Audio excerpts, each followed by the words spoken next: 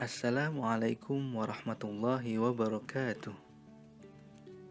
Bahasa Arab mudah bersama Kang Azki.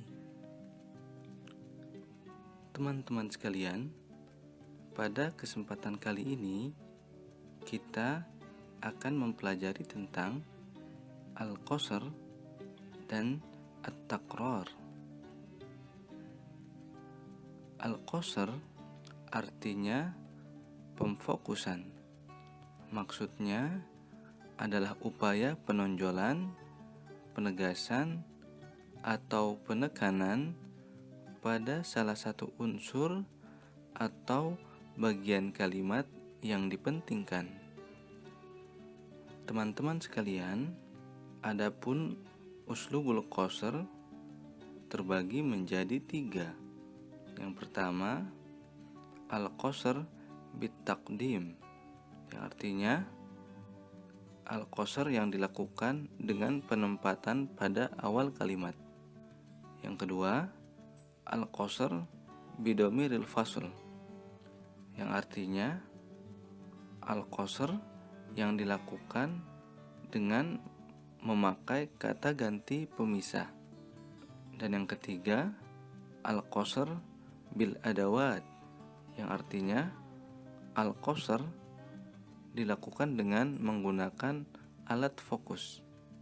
Selanjutnya, mari kita beranjak kepada contoh al-qasr bitaqdim, yaitu surat Al-Kafirun ayat 6. Dalam al-qasr bitaqdim, unsur atau fungsi kalimat yang ingin difokuskan maknanya diletakkan pada awal kalimat, dan dalam terjemahan dapat digunakan partikel lah atau kata penegas seperti hanya.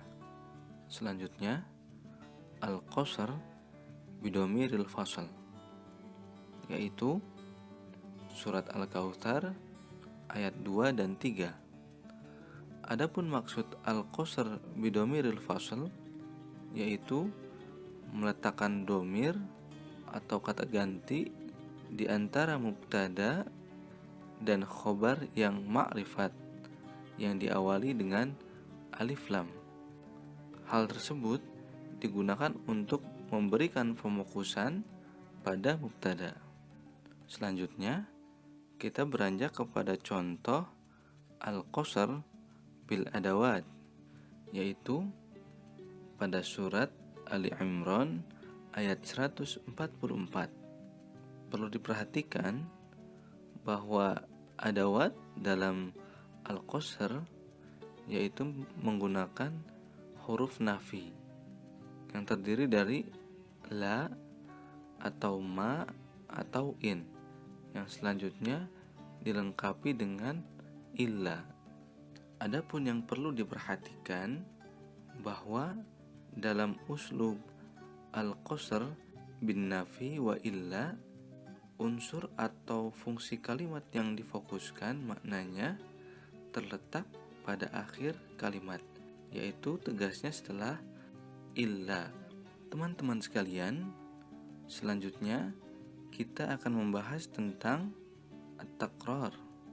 Adapun at-takrar pada dasarnya menunjukkan sebuah kata atau kelompok kata yang mendapat pengulangan itu dianggap penting karena merupakan pikiran inti yang harus lebih ditonjolkan dari unsur-unsur teks lain. Dari segi struktur, at-takrar dapat dikategorikan kepada 3 model perulangan. Yang pertama, at-takrar bersambungan, yang dihubungkan oleh harful ataf atau oleh kata tanya adatu istifham. Bahkan ada pula yang tidak dihubungkan sama sekali.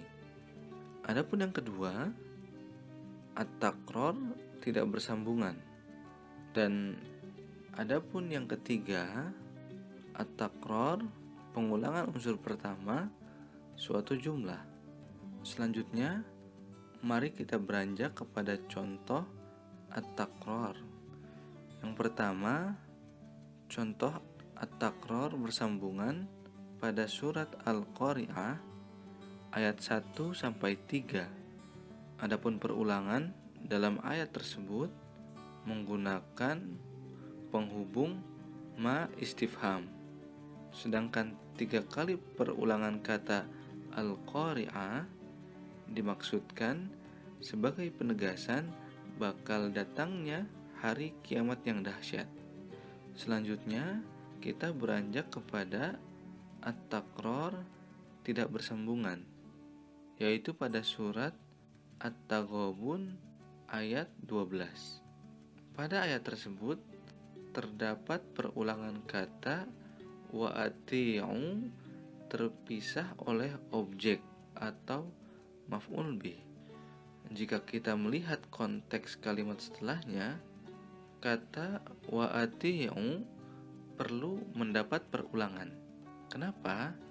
Jika tidak, maka teks ayat akan kehilangan nilai balaghah perulangan.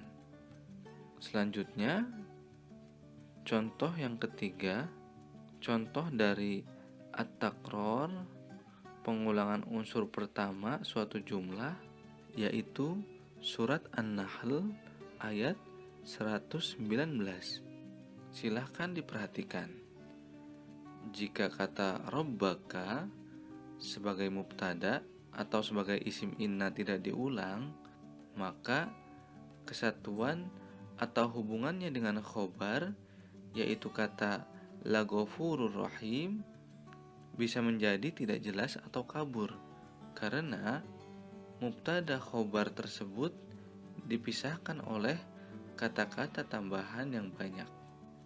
Teman-teman sekalian, demikian untuk sesi kali ini.